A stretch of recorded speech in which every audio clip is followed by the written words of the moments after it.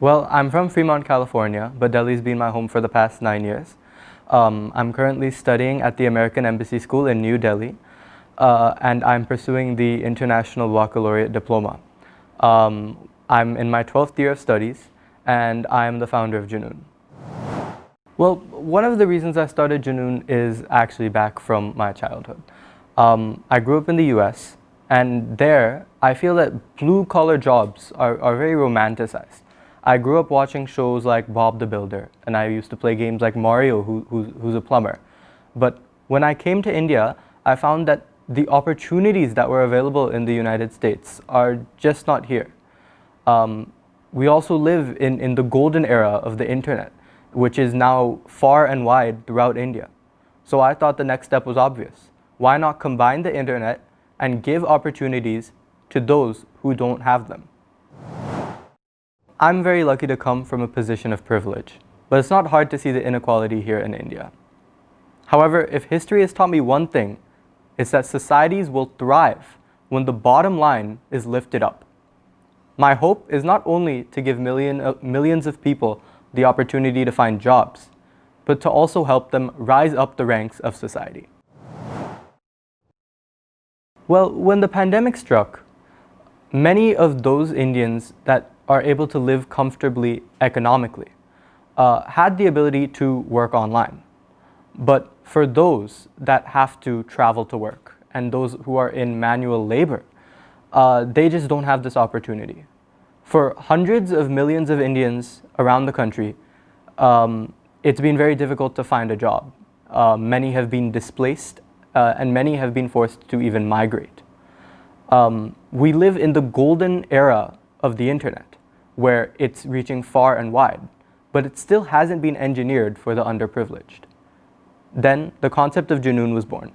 Why not take something that almost anybody can access nowadays and help them use it for their own good and to put food on the table?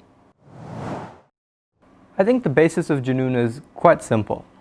It's really to provide a steady income to the under-resourced section of society that otherwise doesn't have very many opportunities.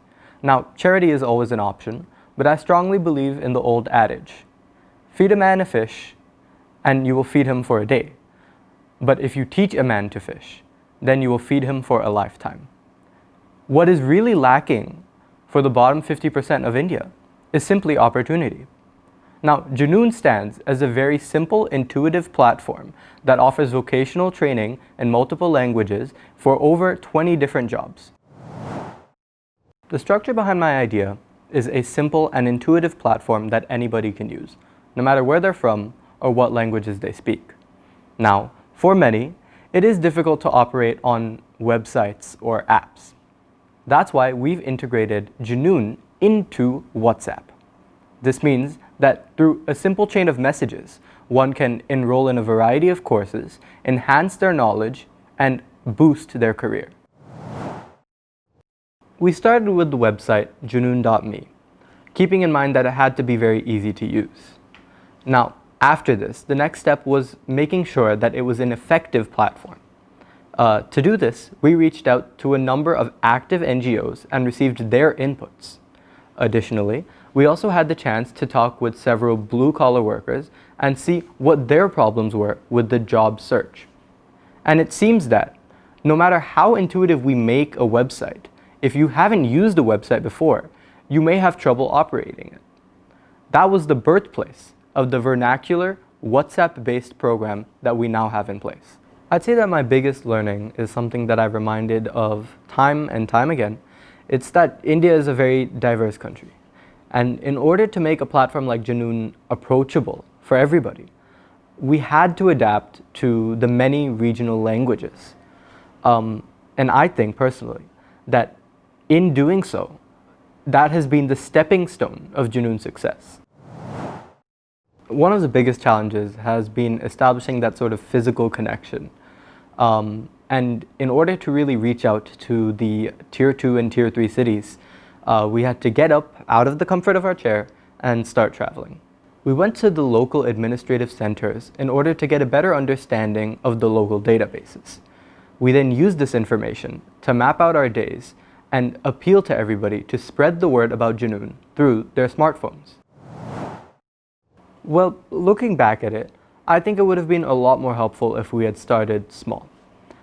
It did get very overwhelming, and it created self-doubt when we were trying to take it all on at once. I think that if we had started with a neighboring city and expanded from there, the process would have been a lot more easy and efficient. You know, I feel very great, and I'm very happy about where we've come so far. This is sort of my way of giving back to the community. It's been a very exhilarating process, and I'm happy to see where it goes. I truly think that Junoon can one day become a household name. You know, Junoon has the potential to become something so big that it really removes all of the negative ideas around having to find a job. I think absolutely an idea like Junoon can go international, as long as you keep in mind that there are several regional differences that will really impact the way that people will use a platform like that.